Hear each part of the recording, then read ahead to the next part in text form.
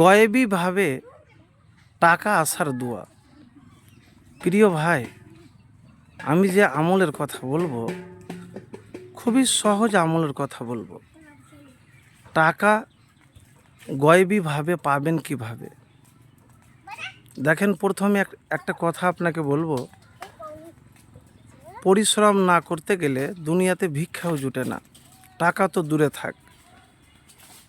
আর আল্লাহ সুবহানাহু ওয়া তাআলা বলেছেন যে কষ্টের পরই সুখ রয়েছে। সুখ যদি জীবনে আনতে চান তাহলে আপনাকে কষ্ট করতে হবে। আর কষ্টটা কিসের করবেন? আপনি মেহনত করবেন, মেহনত আপনাকে করতে হবে।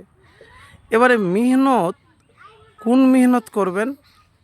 প্রতিদিন নিয়মিত রিজিক তলাশ করবেন। সেই কাজ ছোট হোক বড় হোক যাই হোক না কেন, সেই কাজ আপনাকে করতে হবে। আর সেই কাজটা আল্লাহর নাম নিয়ে করতে হবে। এবারে বলবেন এটা তো জানি। দেখেন, জানা জিনিস আলাদা। সততার সাথে আবেগ নিয়ে, আল্লাহর প্রতি ভরসা নিয়ে যদি আপনি কাজ করেন, তাহলে এমন জায়গা থেকে রিজিক আসবে আপনি কল্পনা করতে পারবেন না। দেখেন, কথায় রয়েছে টাকার চাইতে মানুষকে শক্ত হতে হয়, তাহলে টাকা আপনার কাছে থাকবে, নচেত আপনার থাকবে না। তো গয়েবীভাবে টাকা আসার জন্য এই আমল আর এই দোয়া করতে হবে। আপনাকে মেহনত করতে হবে। এবং মেহনত, কোন মেহনতের কথা বলবো? দেখেন, অনেক সময়তে মানুষ হয়তো রোজগার করে, কিন্তু রোজগার করার পরও দেখা যায় যে রোজগারে তার বরকত আসে না, অভাবই দূর হয় না। এখানে দেখেন, আপনাকে আরেকটি উদাহরণ দিই। মানুষ তো অনেক খাটে, কিন্তু খাটাটা নয়, আপনি যে পরিশ্রম করবেন খাটবেন সেটা আলাদা কথা, কিন্তু বুদ্ধিটাকেও বেশি কাজে লাগাতে হবে। আর বুদ্ধিটা যদি কাজে লাগাতে পারেন আর আল্লাহর সাহায্য চান, তাহলে এমনভাবে টাকা আসবে যে আপনার কল্পনা করতে পারবেন না। তো এর জন্যে কী করবেন? বেশি বেশি করে ইস্তেগফার করবেন। বেশি বেশি করে আপনি ইস্তেগফার করবেন।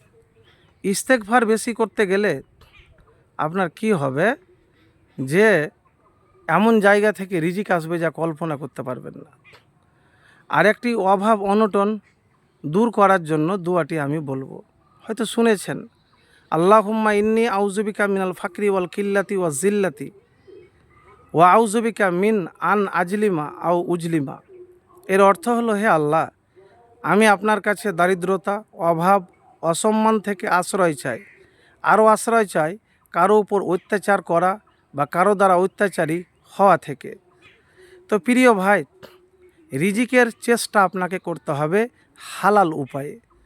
হালাল উপায়ে আপনাকে রিজিক তলাশ করতে হবে, উপার্জনের চেষ্টা করতে হবে। অভাব দূর করার জন্য এটি কিন্তু গুরুত্বপূর্ণ আমল এবং কাজ। এবারে বলবেন, দেখেন ভাই, দুনিয়াতে চাইলেও সবসময় সব কিছু হয় না। এটা যত তাড়াতাড়ি বিশ্বাস, আপনি বাস্তবটা মেনে নিতে পারবেন ততটাই। দেখেন, মানুষ দুনিয়াতে যতটা মেহনত করবে সব কিছু বেইমানি করতে পারে, কিন্তু মেহনত পরিশ্রম কখনো আপনার সাথে বেইমানি করবে না।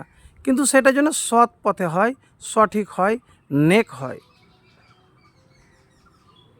নেক জন্য হয়, আর আপনার অন্তরটার জন্য পরিষ্কার পরিচ্ছন্নতা হয়।